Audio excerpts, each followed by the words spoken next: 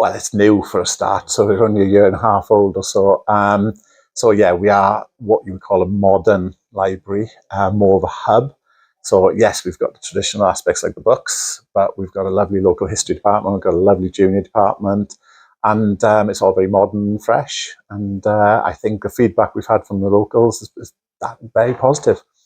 I do love the fact that we do see so many different types of people coming in here, not just the kids with the lovely junior section we've got, but also people coming in asking everybody that comes into the library has got something interesting that we have to deal with.